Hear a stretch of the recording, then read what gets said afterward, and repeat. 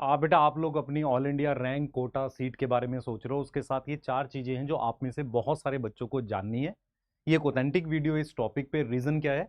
क्योंकि हर कोई ना एक न्यूज की तरह से बात करता है, मैं कंक्लूजन की तरह से बात करता हूँ कि सीबीटी को लेकर क्या सोचना है आपने अगले साल, और बेसिकली बोर्ड के मार्क्स को लेकर क्या सोचना है, क्या वो लग पाएगा, अटेम्प्ट लिमिट, एज लिमिट को लेकर। पूरी वीडियो लास्ट तक देखना, अपने दोस्तों के साथ, बाकी लोगों के साथ शेयर करना, क्योंकि बेटा आपको नहीं पता, लोगों को बहुत नॉलेज नहीं है। मैं भी पहले सोचता था यार ये टॉपिक पे क्यों ही बोलूं, क्योंकि बच्चों को पता होगा, पर रियल में आपको बताऊं, इंस्टाग्राम में इतने डीएम है, छोटी छोटी बातें नहीं पता होती बच्चों को। तो हमें ऐसा लगता है कि हमें इंफॉर्मेशन देनी चाहिए और प्रॉपर तरीके से बताना चाहिए। तो इन चारों पॉइंट पे बात करेंगे, और वीडियो में लास्ट में एक चीज और जरूर आपको बताऊंगा कि क्या ऐसा तरीका है कि अगर आप रिजल्ट का वेट कर रहे हैं और उसके साथ आपको और क्या सोचना चाहिए। सही है, आ जाओ फटाफट से। तो सबसे पहले बेटा हमारे पास सीबीटी मोड, 50% वेटेज वाला डाउट है, एज लिमिट, अटेम्प्ट लिमिट, ये चार मेन डाउट है जो बच्चों के मन में है। उसके अलावा अपनी रैंक को लेकर तो है ही। क्लियर है? मैं रैंक वालों के लिए फिर बोल रहा हूं, रिजल्ट का वेट करो। आप जितना ज्यादा इम्पेशेंट होंगे उतना ज्यादा परेशान होंगे। आज एक एक को बात करते हैं। सबसे पहले सीबीटी मोड को लेकर मेरा मेरा ये मानना ही 99.9% कंफर्म है कि अगले साल लगा देंगे। उसके दो तीन सॉलिड रीजन मैं आपको बताता हूं। जब सुप्रीम कोर्ट में मतलब एक केस फाइल हुआ था अभी रिसेंटली, जिसकी अभी हेयरिंग एक और बाकी है जुलाई जुलाई में, तो उन्होंने क्लियरली जो गवर्नमेंट ने क्या बोला था आप याद करो।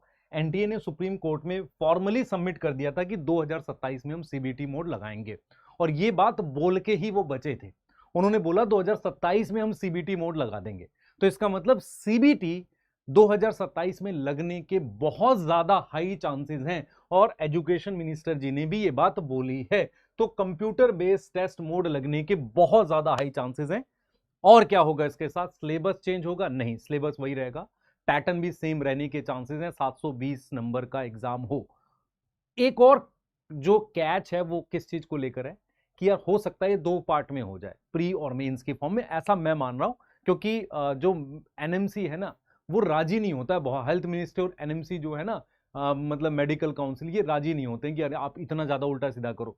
तो वो हो सकता है उसकी वजह से हो जाए। तो पहला पॉइंट क्लियर हो गया, सीबीटी लगने के बहुत हाई चांसेस है। दूसरे पॉइंट पे आते हैं, 50% बोर्ड की पर। तो एक मतलब परख है, ध्यान सुनना क्या है। ये न्यूज सबसे ज्यादा चल रही है इस वक्त, और सबने वीडियो बना दी, कोई कंक्लूसिव नहीं बता रहा, मैं कंक्लूड कर देता हूं आपको। तो परख जो है एनसीईआरटी की एक यूनिट है, उसने एक रिपोर्ट सबमिट करी थी जिसमें सजेस्ट किया था कि 12th बोर्ड के मार्क्स को नीट और जेईई में एडमिशन में 50% वेटेज में लगा दिया जाए। ठीक है, पर आपको क्या समझना है कि अभी ये ना एक कमिटी की रिपोर्ट है, सिर्फ रिकमेंडेशन है। आप समझ पा रहे हो? ये सिर्फ क्या है? एक रिकमेंडेशन है। आप समझो, ये सिर्फ एक रिकमेंडेशन है। प्रपोजल अभी मिनिस्ट्री ऑफ एजुकेशन के पास रिव्यू के लिए है। अभी पहले सबमिट होगा, रिकमेंडेशन है। अगर ये लगेगी भी तो कब तक लगेगी? 29 या 30 में। इसका मतलब जो बच्चे 27 में दे रहे हैं 28 में देंगे, उनको कोई प्रॉब्लम नहीं है। इवन हो सकता है 29 में भी ना लगे। क्योंकि ये लगेगी कैसे, मैं बताता हूं आपको। जिस साल ये लगेगी 11th वालों को इन्फॉर्म किया जाएगा कि भाई अब आपका एग्जाम जो जब भी आप दोगे, आप ऐसे दोगे कि 50% नीट और ये मतलब जो नई एजुकेशन पॉलिसी है उसके अकॉर्डिंग ही है ये बात। तो इसमें क्लियर हो गया क्या 2028 में लगेगी, 27 में लगेगी? नहीं, चांसेस है 27 में तो बिल्कुल नहीं लगेगी। तो बिल्कुल मत डरो कि आपको दिक्कत आएगी। जिन बच्चों ने ड्रॉप किया था, जिन्होंने मार्क्स नहीं लाए बोर्ड में, 27 में तो बिल्कुल मत डरो। 28 में भी लगभग ना के परसेंट चांसेस है, लगी तो या 29 और 30 में। क्लियर है? हम क्लियर है 50% वेटेज को लेके? अभी रिकमेंडेशन है, कुछ फाइनल नहीं है। तीसरा पॉइंट, एज लिमिट को लेके। तो सबसे पहले बेटा आपको याद होगा, या नहीं पता है तो मैं बता देता हूं, सुप्रीम कोर्ट ने ही एज लिमिट का क्राइटेरिया हटाया था। अपर एज लिमिट पहले 25 साल होती थी। दूसरा क्या है, मेडिकल काउंसिल का ये मानना है कि बहुत सारा ऐसा बच्चा होता है जो गरीब बैकग्राउंड का होता है, जिसको ना मतलब बीएससी करके आता है और ये सारी चीजें, तो वो जल्दी से एज लिमिट नहीं लगाएंगे। ऐसी कोई लिमिट नहीं लगाएंगे कि 23 साल वाला, 24 साल वाला, पहले 25 थी, हो सकता है 27 लगा दें, हो सकता है 25 लगा दे। तो आप में से मैक्सिमम जो होते हैं 25 से कम ही होते हैं। पर इस साल 2027 वाले नीट के एग्जाम में या 28 वाले में ना एज लिमिट लगने वाली है, ना 50% वेटेज वाला लग रहा है। ठीक है, फोर्थ पे आ जाते हैं जो आप सोच रहे हो, अटेम्प्ट लिमिट। अटेम्प्ट लिमिट बेटा सीबीटी के साथ बनता तो है, पर अभी नहीं लगेगा। अगर सीबीटी लग भी जाए तो अटेम्प्ट लिमिट और एज लिमिट अभी नहीं लगेगा। अगर लगा तो ऐसे लगेगा कि जो इस साल बच्चा 2027 में देगा, चाहे उसने पहले कितने भी एग्जाम दे रखे हो, उसका वो फर्स्ट काउंट होगा। अगर अटेम्प्ट लिमिट लगी तो, मेरी बात समझ पा रहा है? अगर अटेम्प्ट लिमिट लगी तो ऐसा होगा, नहीं तो नहीं लगेगी। तो ना एज लिमिट लगने वाली है, ना अटेम्प्ट लिमिट लगने वाली है, ना 50% वेटेज लगने वाला। मैक्सिमम लग सकता है सीबीटी सेम एग्जाम पैटर्न के साथ, और वो भी तब जब गवर्नमेंट रेडी हो जाए। इसके लिए अभी फिंगर क्रॉस्ड है, पर मेरा ये मानना है क्योंकि वो कोर्ट में ऐसे ही छूटे हैं। आप समझो, सुप्रीम कोर्ट ने बहुत डांटा था एनटीए को, और वो छूटे ही ऐसे हैं, गवर्नमेंट छूटी ऐसी है कि उन्होंने तुषार मेहता जी जो भी मतलब गवर्नमेंट की तरफ से, तो वो उन्होंने बोला ये बात कि हम अगले साल सीबीटी लगा रहे हैं, हम लगाना चाह रहे थे, एनएमसी ने नहीं अलाउ किया या हेल्थ मिनिस्ट्री ने अलाउ नहीं किया, तो उस वजह से। क्लियर है? अब मैं आपको रियल सिचुएशन बताता हूं आपकी क्या है। तो तुम क्लियर हो गया, सीबीटी लागू होने के चांसेस हैं, बाकी 3 लागू होने के चांसेस नहीं है। दीदी भैया की रिपोर्ट से बचो, मैं आपको एकदम सही बता रहा हूं। और मैं क्यों सही बता रहा हूँ, बहुत सारी चीजें हमने सही प्रिडिक्ट करी थी। जैसे किस दिन एग्जाम होगा नीट का, मैंने 2 डेट बताई थी, 21 जून और 27 जून। क्यों? मैं कैलेंडर के हिसाब से बता रहा था, तो उसके अकॉर्डिंग बताई थी। ठीक है, आगे चलते हैं। अब यहां पर बेटा आप में से जो बच्चे हैं वो क्लियर हैं, आपको पता होगा कि आप किसका वेट कर रहे हो, रिजल्ट का वेट कर रहे हो। बहुत सारे बच्चे एक्सपेक्टेड डेट, देखो मैं आपको रियल बताऊं, मेरे को 20 जुलाई से पहले आता हुआ दिख रहा है। रीजन क्या है कि बहुत दिक्कत हो जाएगी, आगे काउंसलिंग चली जाएगी, लगभग 1 महीना लेट हो जाएगी काउंसलिंग। तो मुझे ऐसा लगता है कि 1-2 दिन में ओएमआर आ जाएगी, और 10 जुलाई या इवन हो सकता है उसके अराउंड ही मेरे को रिजल्ट दिख जाए। मुझे तो लग रहा था 4-5 तक आ जाएगा, पर एनटीए ओएमआर स्कैन नहीं कर पाया, इसका मतलब। तो जिस दिन ओएमआर स्कैनिंग आएगी उसके 2 से 3 दिन में आ जाएगा रिजल्ट। तो हो सकता है मंडे को आ जाए ओएमआर, हो सकता है ट्यूसडे को आ जाए। तो जैसे ही ओएमआर आएगी तो अभी भी फिंगर क्रॉस 10 जुलाई के आसपास रिजल्ट आ सकता है। उन्होंने 20 जुलाई दी है, पर 20 जुलाई तो एक स्टैंडर्ड टाइम है, 1 महीना लगता था। मैंने कुछ लोगों को कहते हुए सुना कि 1.5 महीने, नहीं बेटा, लगभग 1 महीना, 1 महीने के आसपास में रिजल्ट दे देता है एनटीए। 1 महीना 4 दिन, 1 महीना 5 दिन, 26 दिन, ऐसे एनटीए रिजल्ट देता है। तो 20 जुलाई तो उसका नॉर्मल टाइम है। पहले आने के चांसेस क्यों है? क्योंकि प्रेशर है ना, हमें काउंसलिंग करानी है। ठीक है, दूसरा, आप में से बहुत सारे अपने ऑप्शंस भी देख रहे हैं, और काउंसलिंग की टाइमलाइन मैं आपको क्लियर बताता हूं। जिस दिन रिजल्ट आएगा उसके तुरंत नहीं होती, उसके 10-15 दिन बाद एनएमसी सीट डालता है कि भाई इतनी सीट्स हैं इस बार, उसके बाद काउंसलिंग स्टार्ट होती है। अगर 20 जुलाई को रिजल्ट आए तो काउंसलिंग स्टार्ट होगी 20 अगस्त से, पहले राउंड वगैरह की। तो इसका मतलब आपको कॉलेज मिलते मिलते, मिनिमम बता रहा हूं, अलॉट होते होते 15 सितंबर पार होने वाला है। अगर रिजल्ट 20 जुलाई को, 15 भी पार हो जाएगा, आप समझ रहे हो। अभी यहां से मैं अगर देखूं, पूरा जुलाई, पूरा अगस्त, 2.5 महीने का टाइम है। आप समझो ध्यान से, कोई भी क्लियरिटी मिलने में 2.5 महीने का टाइम है। रिजल्ट से क्या क्लियरिटी आ जाएगी, आपको रैंक से आइडिया हो जाएगा क्या मिल सकता है। क्योंकि जिस रैंक पे लास्ट, रैंक चेंज कहां होती है, रैंक बल्कि ज्यादा रैंक पे मिलता है, कॉलेज ऐड होते हैं ना, तो ज्यादा रैंक पे मिलता है। तो रैंक से आपको आइडिया हो जाएगा, रिजल्ट से आपको सिर्फ ये पता चलेगा। लेकिन आपको मिली कि नहीं मिली, ये पता लगते लगते यहां से 2.5 महीने। ठीक है, दूसरे कुछ बच्चे अदर एग्जाम दे रहे। मैं एक चीज और यहां से सोच रहा हूं, इस साल हम लोग अपने बैच के बच्चों को, जो मंथन बैच के बच्चे हैं, उनको सारे फॉर्म्स के बारे में, सारे एग्जाम्स के बारे में कुछ एक्स्ट्रा क्वेश्चंस देंगे। जैसे सीयूटी कैसे देना है आपको, नाई आइसर का एग्जाम जो है, आपको नेस्ट का एग्जाम जो है, ये एग्जाम देने कैसे हैं, इनके पेपर्स में क्वेश्चन कैसे आते हैं, पैटर्न कैसा होगा, वो सब गाइड करेंगे। मैं अपने बच्चों को सजेस्ट करूंगा, आंख बंद करके सिर्फ एक फील्ड की तरफ मत जाओ, सबको देखते रहो, जो हो जाए उसको जरूर लेना। आंख बंद करके ड्रॉप लेना हमेशा बेटा मुश्किल होता है, ठीक नहीं होता। ठीक है, उसके अलावा हम लोग बात कर रहे हैं बेटा कंफ्यूज को लेके, क्योंकि जैसे ही कट ऑफ बढ़ती हुई दिखी कुछ बच्चों को, इधर उधर बच्चे कंफ्यूज है। तो ये सारी सिचुएशन हमारे सामने है। और कुछ बच्चों ने बैच ज्वाइन, तो मुझे 4 सिचुएशन दिख रही है। एक बच्चा जो रिजल्ट का वेट कर रहा है, कुछ बच्चे ने अदर एग्जाम दे दिया है, कुछ बच्चे कंफ्यूज हैं कि मुझे अगर बीएमएस मिल जाएगा ले लूंगा और मैं पार्शियल ड्रॉप करूंगा, बीएमएस मिल जाएगा उसी को करूंगा, और मैं अभी भी श्योर नहीं हूं कि एमबीबीएस के लिए ड्रॉप लेना है कि नहीं लेना है। वो इस कंफ्यूजन में, ये इस कंफ्यूजन में। कुछ बच्चों ने तय कर लिया मैं दूसरा एग्जाम देके निकल जाऊंगा, ठीक है वो भी, पर अभी भी उसमें डेट है।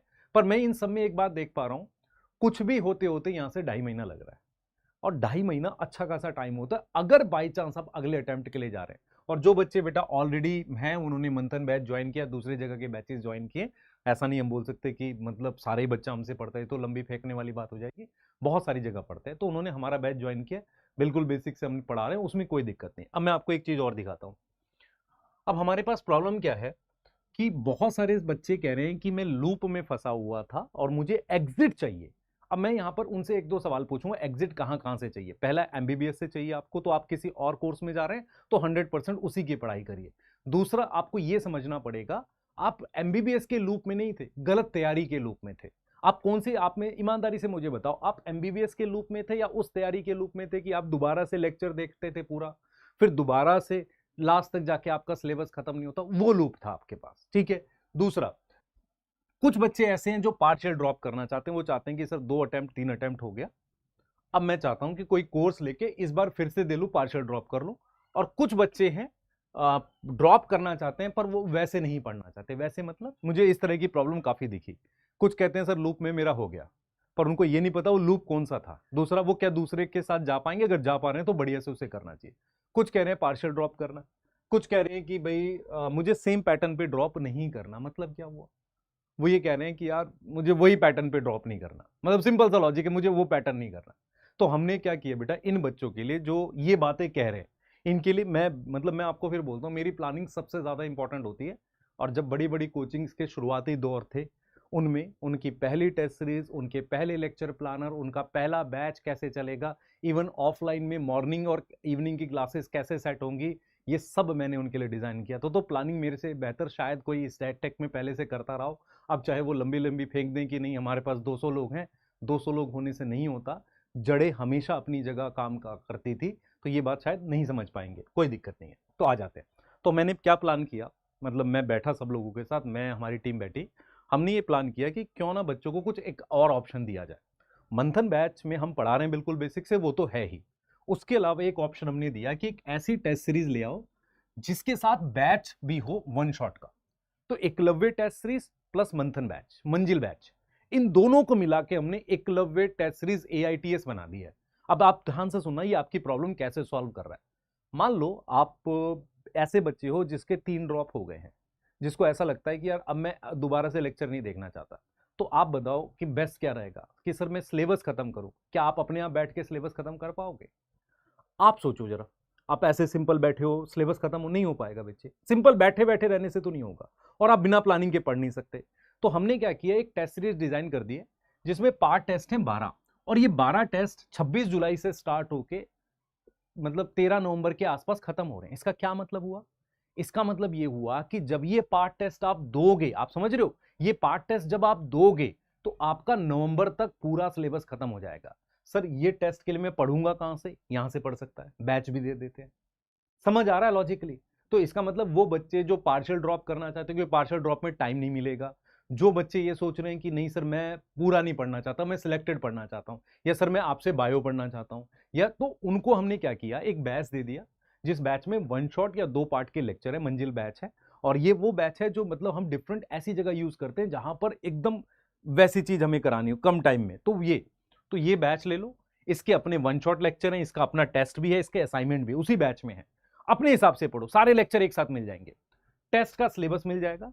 उस सिलेबस को फॉलो करते हुए नवंबर तक आप पूरा सिलेबस 11 12 खत्म करो।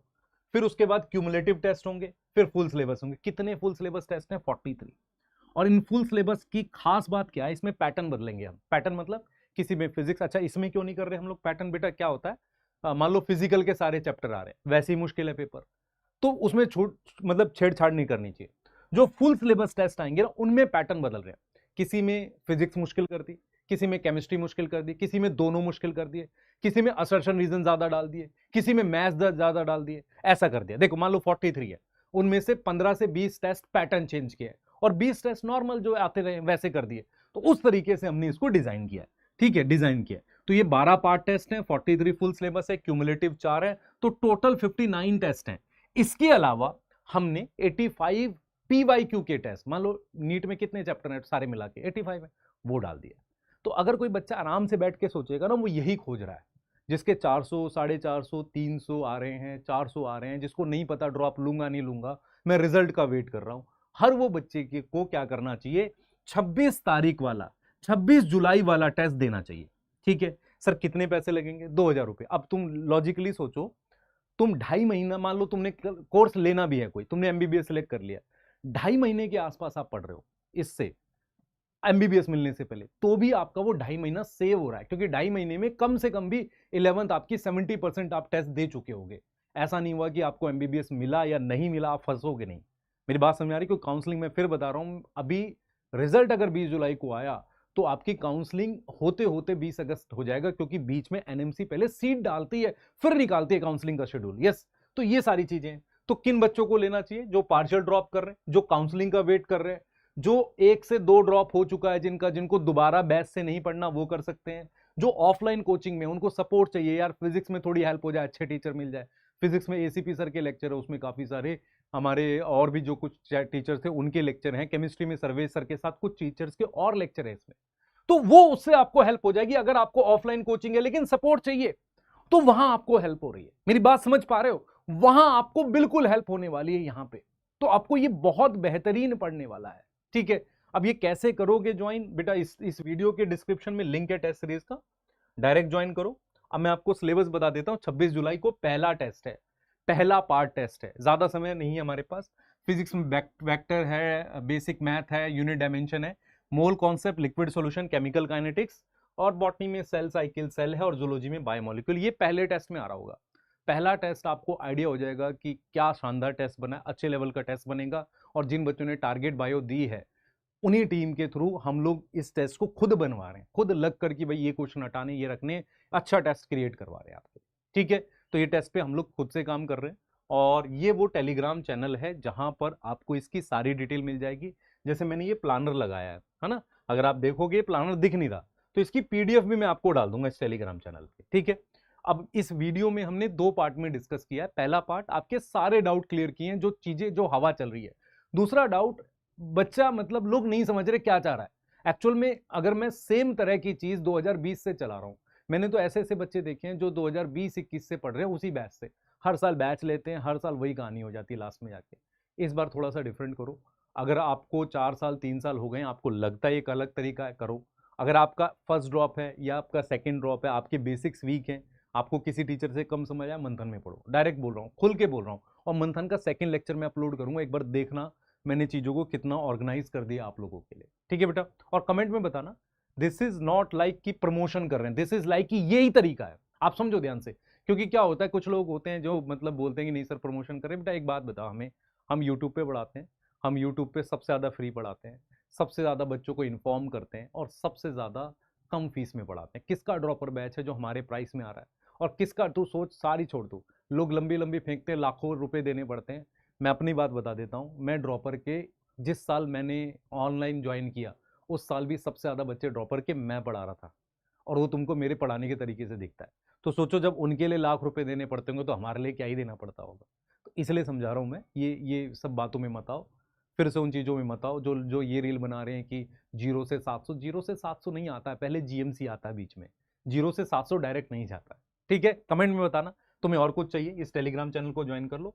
प्राइस मैंने बता दिया, जितनी जल्दी ज्वाइन करोगे उतना जल्दी पहला टेस्ट आप दे पाओगे, ठीक है। मिलते हैं टेस्ट में, बाय।